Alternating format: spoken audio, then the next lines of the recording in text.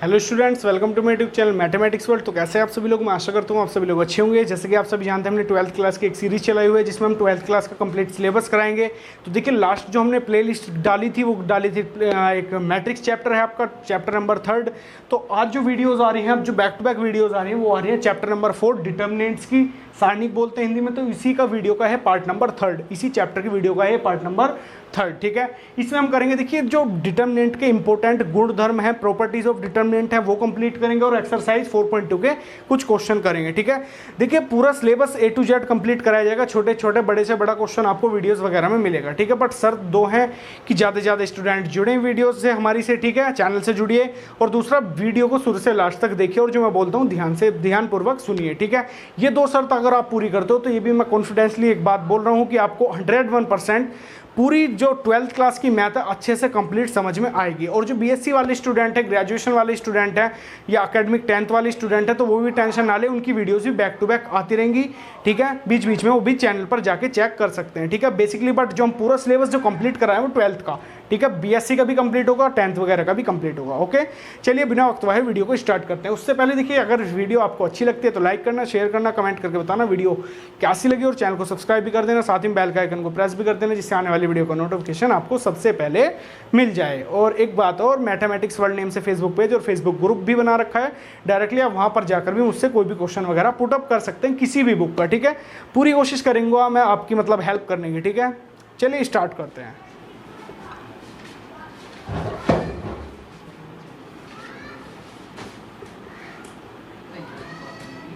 ठीक है जी, वो पार्ट है ये 3। इसमें हम करेंगे एक्सरसाइज नंबर 4.2। उससे पहले प्रॉपर्टीज लिखनी है आपको। ठीक है, लिखो, पहली प्रॉपर्टी लिखो।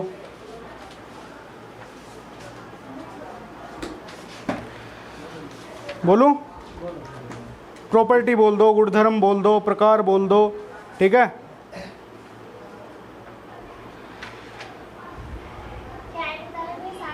हाँ, ये कर दो सारणिक के गुणधर्म या प्रॉपर्टीज ऑफ सारणिक, प्रॉपर्टीज ऑफ डिटर्मिनेंट्स।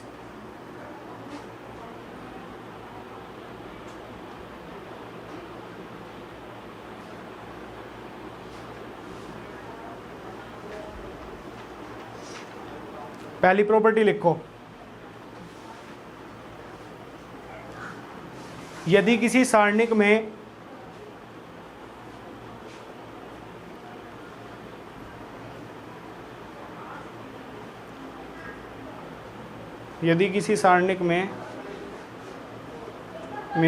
किसी पंक्ति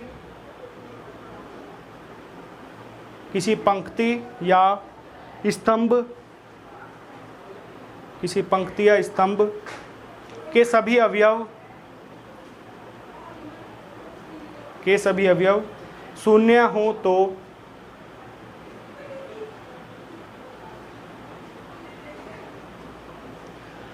तो सारणिक का मान शून्य होगा, डिटर्मिनेंट का मान शून्य होगा। जब नोट कर लो बता दो। लिख लिया? दोबारा बोल रहा हूं एक बार, किसी सारणिक में किसी पंक्ति अथवा किसी स्तंभ के सभी अवयवों का मान अगर शून्य है तो उस सारणिक का मान क्या होगा? शून्य। एग्जाम्पल देखो इस पर, मैंने क्या बोला, किसी पंक्ति या किसी स्तंभ। मैंने पहले तो एक मैं सारणिक बना रहा हूँ। ठीक है, 2 3 0 -1 2 0 ये बना दिया, 0 0 0। इसमें मेरे को पता है ये R1 होती है, ये R2 होती है, ये R3 होती है, C1 C2 एंड C3। ये पंक्ति 1 पंक्ति 2 पंक्ति 3, स्तंभ 1 स्तंभ 2 स्तंभ 3। ठीक है, मैंने क्या बोला, किसी एक पंक्ति या किसी एक स्तंभ के अगर सभी अवयव 0 हो जाएं, देखो तीनों अवयव 0 हैं तीसरी पंक्ति के, तो सारणिक का मान क्या होगा? 0। ये डायरेक्टली लगाना आपको। कोई क्वेश्चन अगर आ जाए ना, कोई नंबर मान लो ये दोनों में तो कोई नंबर दे रखे हैं, ये तीनों आ जा 0 0 0, तो इट मीन्स आंसर क्या होगा? डायरेक्ट 0। ठीक है, ये नोट कर लेना एक एग्जांपल। अब मान लो यही स्तंभ उसकी फॉर्म में दिया हो, स्तंभ की फॉर्म में 3 2 1 -1 -2 -3, 0 0 0। तो इसका मान भी क्या होगा 0, क्योंकि देखो इसमें एक स्तंभ जो आपकी C3 है इसका मान क्या है, बस अभी अब 0 0 0 है। इधर से भी चलो ये बात भी ठीक है, इधर से भी है, इधर से भी हो ना हो, मतलब ये बात कहने का मीनिंग ये है कि अगर एक पंक्ति या अगर एक स्तंभ का मान 0 0 0 हो जा, अवयव सारे 0 0 हो जा, तो उसका मान क्या मिलेगा आपको, शून्य मिलेगा ऑलवेज। ठीक है, तो ये डायरेक्ट रिजल्ट है, ये पॉइंट के रूप में आपने लिख लिया है। एग्जाम्पल कर लो दोनों नोट, आगे बात समझ में। अब कोई सी भी पंक्ति और कोई सा भी स्तंभ भी हो सके है, ऐसी बात नहीं है, ये भी हो सके 0 0 0। ठीक है, अब इस बात को अगर हम प्रूफ करना चाहें जी, अच्छी बात मैं तुमसे पूछ लूँ, इस बात को अगर हम प्रूफ करना चाहें कि 0 0 0, तो कोई कर सका है प्रूफ कि 0 ही आएगा इसका मान है? बस सभी कर दोगे। कैसे, हम R3 के सापेक्ष क्या कर दें, इसका विस्तार कर दें R3 के सापेक्ष, तो बाहर ये दे रखा है 0, बाहर 0 बाहर 0, तो 0 ही बनना है। तो कर सकते हो इस तरीके से भी। अगर आप R1 के अकॉर्डिंग करना चाहो तो इसके अकॉर्डिंग भी कर सकते हो, तो ऐसी कोई बात नहीं है, वहाँ से भी आप कर सकते हो। ठीक है ना, नोट करो फटाफट एग्जाम्पल। सेकंड गुणधर्म लिखो, दूसरा, किसी सारणिक में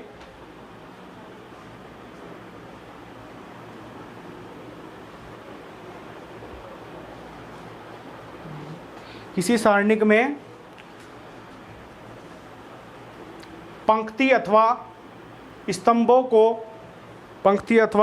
को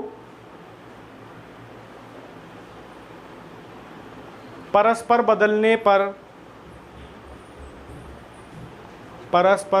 पर सारणिक के चिन्ह में बदलाव होता है, या साइन बोल सकते हैं, साइन में बदलाव होता है। ये बिल्कुल देखिए इजी लैंग्वेज में लिखवाई जा रही है, बुक में शायद तुम्हें थोड़ा समझ में आवे ना आवे। देखो क्या बोला मैंने, किसी सारणिक में स्तंभ या पंक्ति को परस्पर बदलने पर सारणिक के मान या सारणिक में चिन्ह में बदलाव होता है, ये वाला पॉइंट था। ठीक है, अब देखो जैसे मैं एक एग्जांपल ले रहा हूँ जी, 3 2 1 1 2 3 0 2 1, ये ले दिया। अगर मेरे को C2 को C3 में एक्सचेंज करना हो ना, C2 को C3 में करना हो एक्सचेंज, मतलब C2 की जगह तो C3 लिख दूँ और C3 की जगह C2। ध्यान दीजिए इधर सभी लोग, ये मेरे को आपस में C2 C3 एक्सचेंज करना हो, C1 में तो कुछ चेंज ही नहीं होना, लिख दो एज इट इज़ पहले ऐसे ही। ठीक है, C2 को C3 की जगह, C3 को C2 की जगह अगर हम एक्सचेंज कर दें, मतलब ये वाली पंक्ति, ये वाली स्तंभ तो इधर आ जा, ये वाली स्तंभ उधर चली जा, जैसे 1 3 1 2 2 और ये 2 ये आ जा, तो नेगेटिव मार्क लग जाएगा, चिन्ह में बदलाव होता है। आ रही है बात समझ में। अगर आप एक और बार C1 को C2 में कर दो जी, अच्छा जी C1 को C2 में कर दो एक्सचेंज, C1 को C2 में कर दो एक्सचेंज, मान लो C1 को C2 में करना चाहो आप, तो ये वाला नेगेटिव क्या हट जाएगा, पॉजिटिव हो जाएगा, क्योंकि माइनस माइनस प्लस हो जाएगा। जैसे देखो अब मैं कर रहा हूँ एक्सचेंज C1 को C2 में, मतलब C1 ये देखो, C1 ये रहा, C2 ये रहा, इसको मैं इधर ले जा रहा हूँ, इसको इधर ले जा रहा हूँ। ठीक है, 1 3 1 3 1 0, ये तो एज इट इज़ ऐसे ही रहेगा। तो ये नेगेटिव नेगेटिव क्या हो जाएगा यहाँ, पॉजिटिव, क्योंकि एक नेगेटिव पहले दे रखा था और उसका एक और बार नेगेटिव से मल्टीप्लाई करेंगे तो मिलतेगा आपको पॉजिटिव। आ रही बात समझ में। बस तो ये है दूसरा गुणधर्म, नोट करो फटाफट एग्जाम्पल के रूप में। गुणधर्म तीसरा लिखो जी, बोलो तीसरा। हाँ बोलो, ऐसा हो क्यों रहा है। अच्छा, जो हम अभी क्वेश्चन करेंगे ना, जो आपकी एक्सरसाइज है A to Z सारी चीज़ क्लियर हो जाएंगी अभी। इसमें जब जैसा उसमें बताया था आपने पिछले वाले मैट्रिक्स में कि रो जब चेंज करते हैं रो कॉलम में बदलती है। किसमें, वो तो आपका ट्रांसपोज मैट्रिक्स था, परिवर्ताव्यू कि रो को कॉलम में, कॉलम को रो में, वो चीज़ अलग है। इस चैप्टर क्या है, डिटर्मिनेंट है उससे ही लिंक, इस चैप्टर का सारणिक का लिंक उससे ही है। बट ये चीज़ अलग है, वो था ट्रांसपोज मैट्रिक्स, अलग से एक टॉपिक था, ये अलग चीज़ है। तो प्रॉपर्टीज़ हैं इसकी। प्रॉपर्टीज़ का मतलब ही क्या होता है, प्रॉपर्टीज़ के मीनिंग पर जाओ कि डायरेक्टली क्या है। प्रॉपर्टीज़ का मीनिंग केवल इतना है आपका, जो प्रॉपर्टीज़ हम लगाएंगे ना तो डायरेक्टली हमें सॉल्यूशन देंगी। जैसे अभी देखो, आप अपनी बुक के एग्जाम्पल देखो या क्वेश्चन देखो पहले दूसरे पार्ट के, तो उसमें डायरेक्टली यही दे रखा है कि बिना प्रसार किए हुए इसको सॉल्व करो। तो यहाँ डायरेक्ट हमें यही लगानी है, उन्हें पेन भी नहीं चलाना। मैं भाई ये लिख देना कि गुणधर्म इतने के अकॉर्डिंग ये आ गया, ये वाली चीज़ इस तरीके से एक्सचेंज करके। और ये बात समझ में? जैसे मतलब उसमें देगा R1 को R2 में करो या फिर R2 को C4 में, जो भी देगा वो देगा उसमें। ऐसा कुछ नहीं देगा, भी क्वेश्चन आ रहे हैं, पेशेंस रखो, सब कुछ पता चलेगा। ठीक है, चलो लिखो तीसरा गुणधर्म। यदि किसी सारणिक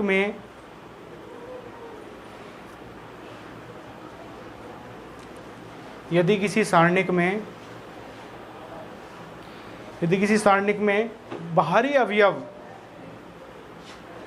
अवयव की गुणा करनी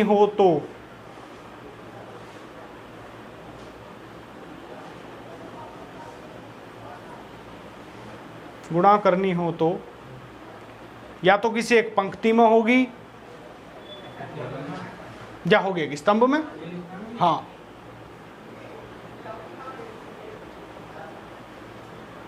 बिल्कुल, अगर एक बुक की लैंग्वेज लिखना चाहो तो ये लिख सकते हो, या तो पंक्ति विशेष में होगी या स्तंभ विशेष में होगी। देखो ना, तो आपसे पेपर में नहीं पूछने वाला कि गुणधर्म तीसरा लिखो, ना ये पूछने वाला गुणधर्म फोर्थ लिखो, ऐसा कभी कुछ नहीं। बस बेसिकली आपको अपनी लैंग्वेज में इतना याद रख लेना है कि भैया ने ये बताया था तो ऐसे यूज़ करना, ये बताया था ऐसे यूज़ करना, बस, जिससे आपके क्वेश्चन हो जा सोल्व। ठीक है, मैंने क्या बोला, यही बोला कि अगर हम किसी बाहरी एलिमेंट की मल्टीप्लाई किसी सारणिक में करते हैं, डिटर्मिनेंट में करते हैं, या तो एक पंक्ति में होती है या एक स्तंभ में होती है। ठीक है, जैसा कि अभी आपने जब टॉपिक पढ़ा था आव्यूह, अभी आपने क्या पढ़ा था, आव्यूह टॉपिक पढ़ा था। ठीक है, तो आव्यूह में जी आपने एक चीज़ पढ़ी थी कि आपको एक आव्यूह ये दे दिया 3 2 1 0 1 2 एंड 2 3 1, ये दे दिया। तो इसमें क्या करते हैं, मान लो मेरे को ये a दिया हुआ, अगर मेरे को a में 2 की मल्टीप्लाई करनी हो तो 2a इज इक्वल्स टू, तो 2 की हम इधर मल्टीप्लाई करते हैं इसी तरीके से 3 2 1 0 1 2 2 3 1। ठीक है सौरभ, तो इधर ही 2 के इधर 2 की मल्टीप्लाई करते हैं। तो इसमें क्या करना होता है कि हमें सभी एलिमेंट में मल्टीप्लाई करनी होती है कि यहाँ भी करोगे 6 आएगा, यहाँ भी करोगे 4 आएगा, यहाँ भी करोगे 2 आएगा, 0 आएगा, 2 आएगा, 4 आएगा, 4 आएगा, 6 आएगा एंड 1 आएगा, वो सॉरी 2 आएगा। ठीक है, तो ये तो होता है आपका किसमें, आव्यूह में, ये जो प्रक्रिया होती है। इसमें केवल मैं देखो वहाँ भी एक नोट पॉइंट आपको बताया था आव्यूह में, और यहाँ भी बता रहा हूँ कि या तो अगर मेरे को अगर यही डिटर्मिनेंट दे दिया है 3 2 1 एंड 0 1 2 2 3 1, ठीक है, अगर मेरे को इसमें करनी हो, ये मेरे को a की वैल्यू दी हुई है, ठीक है, डिटर्मिनेंट a दिया हुआ है, ठीक है, तो अगर मेरे को 2 की मल्टीप्लाई करनी हो ना इधर, तो या तो एक पंक्ति में होगी, कोई भी पंक्ति में कर दो आप, आ रही बात समझ में? ठीक है, या तो किसी भी पंक्ति में कर लो, आपका मन है कोई सी में भी कर लो, या किसी एक स्तंभ में कर लो, ये काम करना होता है केवल। तो ऐसे मैं कर रहा हूँ C1 और किस में R1 में कर रहा हूँ तो 6 हो जाएगा, 4 हो जाएगा, 2 हो जाएगा, 0 1 2 2 3 1, सिंपल। ये वाला पॉइंट है ये, ऐसे कि या तो एक पंक्ति विशेष में होगी या फिर एक स्तंभ विशेष में। आगे बात समझ में? बोलो बोलो। किसी में भी कर दो। अरे अभी ट्रेलर चल रहा है, अभी फिल्म तो रुक जाओ, फिल्म तो आ रही है अभी, देखना अभी क्वेश्चन जब होंगे। ठीक है, नोट करो फटाफट ये एग्जाम्पल के रूप में। फोर्थ प्रॉपर्टी लिखो जी, यदि किसी सारणिक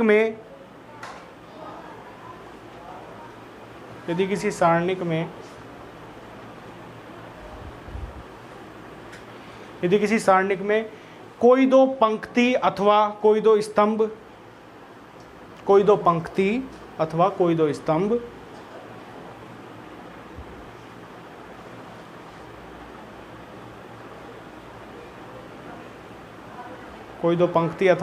स्तंभ समान हो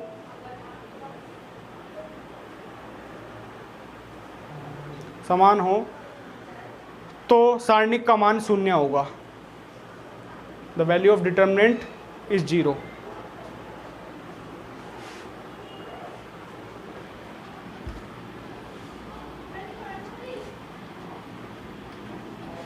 आगे बात समझ में? अरे तुम्हारे पास यार टाइम पड़ रहा, बहुत बढ़िया। देखो इस बार तुम एनडीए का पेपर अभी हुआ कल संडे में, इतना अच्छा पेपर आया, एक बार पेपर देखना उठा के। नॉर्मल जिसका बेसिक कंसेप्ट क्लियर है 12th का, मोनू गया हमारे यहाँ से देना, ठीक है, हाँ, जो मॉर्निंग वाले बैच में आया, ठीक है। तो पेपर उसने दिखाया मेरे को, पेपर वाकई में पिछली बार से तो बहुत ही हल्का, और इस बार ये है सिलेक्शन भी ज़्यादा हो रहे हैं, तो इस चीज़ का फ़ायदा उठा। और जो आपका 30% सिलेबस रिड्यूस हुआ है ना, तो आपके पास एक बहुत अच्छी अपॉर्चुनिटी है, बहुत बढ़िया कुछ नंबर गेन करने की। अब देखो आज की बात, जब तुम्हारे स्कूल में पता बात क्या हुई, ठीक है, तो गुणधर्म में आपका कौन सा 5वां चल रहा था, इसका एग्जाम्पल दे, अच्छा 4था एग्जाम्पल देखो। मैंने बोला कोई दो पंक्ति है, कोई दो स्तंभ अगर समान है, जैसे ये दे दिया 3 3,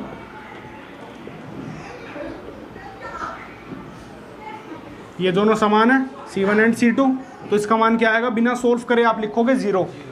सोल्व नहीं करना कि R1 के सापेक्ष या R2 के सापेक्ष, कुछ नहीं, डायरेक्ट आएगा वैल्यू 0। मान लो ये आ जाए A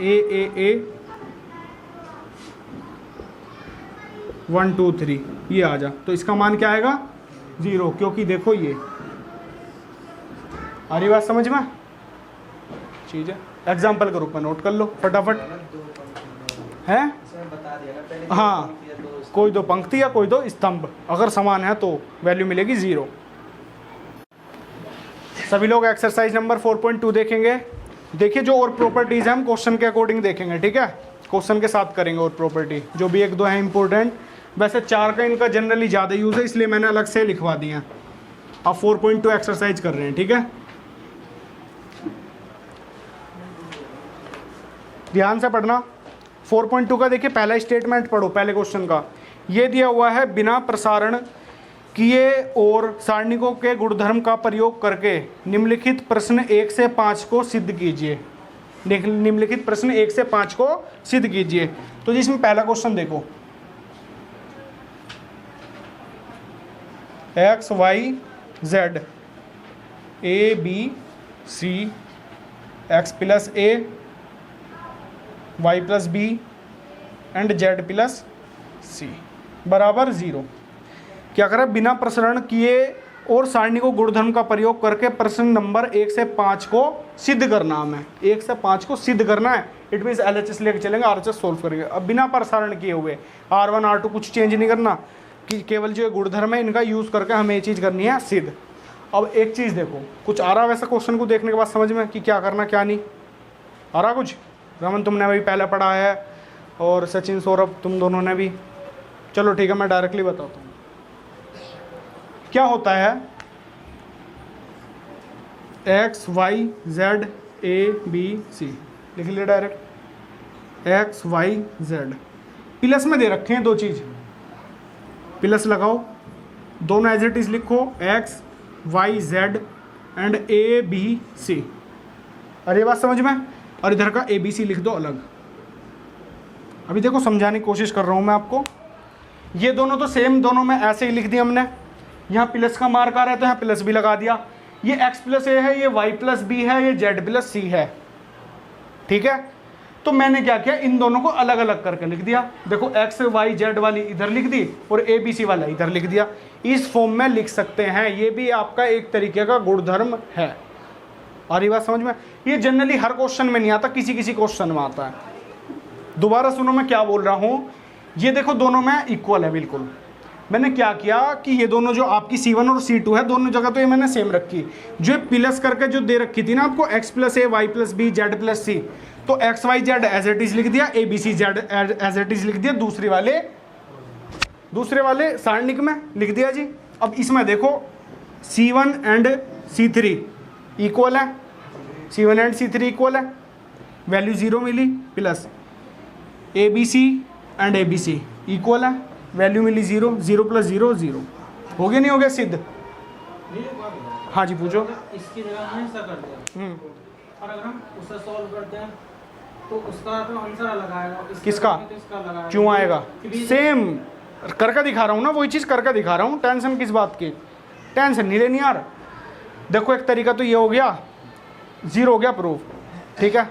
करो पहले इसे नोट करो। दूसरा तरीका भी देखो फटाफट। अभी इसने स्टेटमेंट दिया था बिना प्रश्न किए हुए गुणधर्म का प्रयोग करके। मैंने तुम्हें एक बात स्टार्टिंग में क्लियर कर दी कि गुणधर्म क्या है, क्वेश्चन को इजी बनाने के लिए बताए जाते हैं केवल, ठीक है, कि डायरेक्टली इनका यूज़ करो, क्वेश्चन का आंसर आपको एट स्पॉट मिल जाएगा, ठीक है। अब क्या है, अगर मेरे पास ये क्वेश्चन आया था, मान लो मेरे पेपर में क्वेश्चन आ जा और कहे इसका मान निकालो, इसका मान निकालो या मान ज्ञात करो जी, इसका बिना बिना मतलब प्रसार करके मान ज्ञात करो, तो मेरे को एक चीज़ दिख रही है जो अक्सर आपको अब क्वेश्चनों में करना, 5 के बाद वाले क्वेश्चनों में। अभी तो इसने 1 to 5 दिए हैं, 5 के बाद वाले क्वेश्चनों में आपको काम क्या करना, देखो इनमें जनरली आपको 0 प्रूफ करना है। LHS लेंगे सबसे पहले तो। LHS जी मेरे पास ये रही, x y z and a b c, x plus a y plus b and z plus c। LHS मेरे पास ये रही, ठीक है। अब आप एक चीज़ देखना, अगर मैं R1 में R1 plus R2 plus R3 अगर ये जोड़ दूँ, ध्यान देना मेरी बात पर जो मैं बोल रहा हूँ। देखो ये जो एरो होता है, ये जो एरो होता है जो इससे पहले लिखा होता है, उसमें हम ऑलवेज करते हैं वर्क, उसमें करते हैं ऑलवेज करते हैं काम। इसका मीनिंग क्या है कि R1 में क्या कर रहा हूँ मैं, R1 plus R2 plus R3 तीनों को जोड़ रहा हूँ, ठीक है। ये आपकी R1 है, ये आपकी R2 है एंड ये आपकी R3 है, ऐसी होती है, ठीक है। किस में कर रहा हूँ मैं काम, R1 में। R1 पूरी आपकी ये रही भाई, R2 और R3 में तो कोई चेंज नहीं, काम हो रहा है केवल आपका R1 में। काम किस में हो रहा है, R1 में। तो R2 में तो कोई चेंज नहीं, R2 वाली पहले ऐसे लिख दो, YB और Y प्लस B, ठीक है, और ZC और Z प्लस C। R2 और R3 में तो कोई चेंज नहीं, चेंज हो रहा है R1 में, ध्यान देना। तो R1 plus R2 plus R3 मतलब इस वाले R1 में आप ये तीनों क्या जोड़ रहे हो, ठीक है। तो ये बनेगा आपका X plus Y plus Z, ये वाला अवयव, क्योंकि इसमें आपने ये भी जोड़ा, ये भी जोड़ा, ये भी जोड़ा, काम किस में किया, R1 में, ठीक है। इसमें आप जोड़ रहे हो ये वाला A plus B plus C, A plus B plus C, clear. अब इसमें ये तीनों और जोड़ने हैं आपको, X plus A plus Y plus B plus Z plus C। तो X Y Z एक साथ लिख लो, X plus Y plus Z, और A B C एक साथ लिख लो, plus A plus B plus C लिख दो जी। X plus Y plus Z plus A plus B plus C, ठीक है। तुम ये चीज़ देखना, क्वेश्चन कितना हार्ड हो जाएगा, कितना टफ हो जाएगा, सॉल्यूशन पक्का मिल जाएगा। बट गुणधर्म का प्रयोग करके तो इतना सा हो रहा था, ठीक है। गुणधर्म का जब हम प्रॉपर्टीज यूज़ कर रहे थे तो इतना सा हो रहा था। अभी आपने ये काम करा है, प्लस फिर आपको क्या करना है, इस वाले में से जो C2 है, ये C3 जो है, C3 में से C1 घटाना है, ठीक है। फिर जो आपका C1 बनेगा उसमें से ये घटाओगे, फिर ये 2 0 बनेंगे, इसका करोगे R1 के सापेक्ष विस्तार करने के बाद कहीं जाकर आपको 0 मिलेगा, बट मिलेगा ज़रूर। वो कंसेप्ट हो जाएगा बहुत लॉन्ग, समझ रहे हो ना मेरी बात, वो जगह बहुत ज़्यादा लॉन्ग, करके देख लेना, चाहे घर जाकर करवा भी रखें पहले, ठीक है। आप उस तरीके से करोगे बहुत ज़्यादा लॉन्ग मिलेगा मेथड, ठीक है। तो डायरेक्टली जो गुणधर्म बने हैं, ये बने हैं केवल क्वेश्चन को ईजी करने के लिए। आ रही बात समझ में? तो ये था इसका दूसरा झलक थोड़ा सा। आप इसको ऐसे भी कर सकते हो, अच्छे जैसे मैंने ये करा, R1 R2 R3 को एक साथ जोड़ दिया। आप इसे ऐसे भी कर सकते हो, C1 C2 C3 को एक साथ जोड़ दो, ये वाले एक साथ जोड़ दो। इससे क्या बेनिफिट होगा, यहाँ देखो एक बार और, किस में कर रहे हो आप, C1 में काम कर रहे हो, C1 plus C2 plus C3, तीनों को जोड़ रहे हो। C1 आपकी ये रही, C2 ये रही, C3 ये रही। तो आप इसमें जोड़ रहे हो C1 में X plus A plus X plus A, यही हो रहा है भाई, तीनों को जोड़ दिया ना मैंने। फिर Y plus B plus Y plus B, ठीक है, Z plus C plus Z plus C, मतलब ये एक जोड़ दिया, 2 जोड़ दिया, 3 जोड़ दिया। C1 C2 C3 किस में काम करते हैं, C1 में। अभी एज इट इज लिख दो A B एंड C, और X plus A Y plus B and Z plus C, ये एज इट इज ऐसे लिख दिया। इसे सोल्व करके लिखो क्या आएगा, 2A प्लस 2X, ये क्या मिलेगा, 2B प्लस 2Y, ये क्या मिलेगा, 2Z प्लस 2C, और ये मिलेगा A B C X plus A Y plus B and Z plus C, ये ठीक है।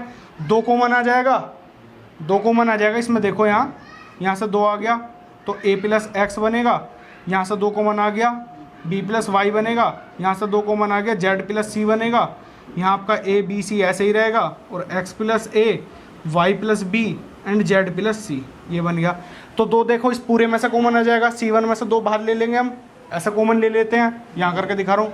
तो c1 में से 2 कॉमन बाहर आ गया, ठीक है। अब आपके पास कंडीशन बनी x plus a and y plus b and z plus c, ये as it is a b c, और ये बना आपका x plus a y plus b and z plus c।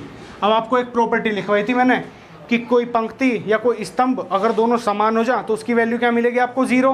भाई ये वाली देखो आपकी, ये वाली इसके समान हो रही है, 2 आपका बाहर है, इसकी वैल्यू तो पूरे की क्या होगी, डिटर्मिनेंट की वैल्यू 0, तो 2 की मल्टीप्लाई 0 में करोगे तो 0।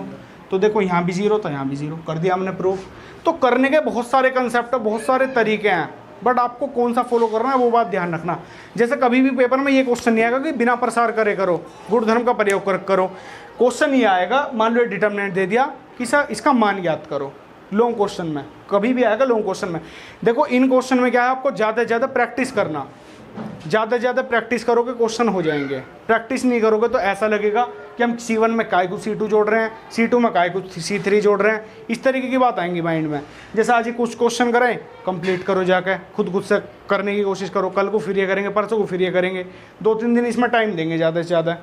जो चीज़ ज़्यादा थोड़ा सा टफ लगेगी आपको, जैसे आव्यू में आपको ज़्यादा कुछ टफ लगा बताओ, नॉर्मली कुछ ज़्यादा हार्ड नहीं लगा होगा, बट ये वाले प्रॉपर्टी वाले क्वेश्चन लॉन्ग क्वेश्चन में आते हैं ऑलवेज, बड़े क्वेश्चन में, ठीक है। तो इन पर ज़्यादा से ज़्यादा ध्यान रखना बस। अरे बस समझ में कुछ नोट करना है इसमें से, हाँ पूछो क्या है। 1-2 क्वेश्चन की आपको हैबिट गिर जाएगी, इसलिए मैं 2-4 क्वेश्चन करवा देता हूँ, ठीक है, फिर घर से करके लाना कुछ क्वेश्चन। इसे रफ कर रहे हैं और अगला ही क्वेश्चन देख रहे हैं इसका, फर्स्ट का ही सेकंड पार्ट देखो।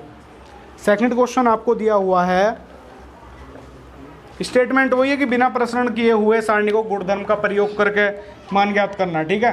सेकंड क्वेश्चन देखो इसका ही, a minus B, b minus C and c minus a, b minus C and आपका c minus a minus b, c minus a minus b and b minus C, और बराबर में दिया हुआ है 0, ठीक है, बराबर में दिया हुआ है आपका 0। करें फिर इस क्वेश्चन को, देखो ध्यान देना, अगर मैं R1 में R1 plus R2 plus R3 कर दूं, कर सकता हूं, करते हैं। a माइनस बी प्लस कर रहे हैं, R2 वाला ये रहा, b माइनस सी, R3 वाला ये रहा, प्लस c माइनस a। किस में कर रहे हैं हम सारा काम, R1 में कर रहे हैं, ये देखो R1 में काम हो रहा है सारा, ठीक है। b minus C plus C minus A plus A minus B, इधर करेंगे c minus A plus A minus B plus B minus C, ठीक है। R2 और R3 में तो कोई चेंज नहीं है, b minus C, C minus A minus B and A minus B minus C, as it is उतार लिया। b से b कैंसिल हो गया, c से c कैंसिल हो गया, a से a कैंसिल हो गया, b से b कैंसिल हो गया, a से a कैंसिल, c से c, सारे अवयव एक दूसरे से कैंसिल।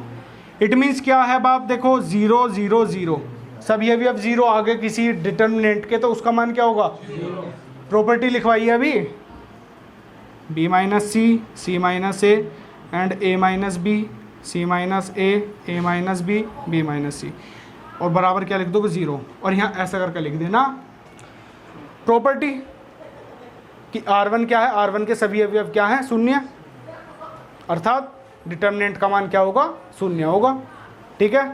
आ रही बात समझ में। तो आज के लिए इतने रखेंगे, कल पढ़ेंगे और है। 1-2 क्वेश्चन ट्राई कर सकते हो, अगर करना चाहते हो तो गुणधर्म आपको लिखवा रखे हैं, ट्राई कर सकते हो।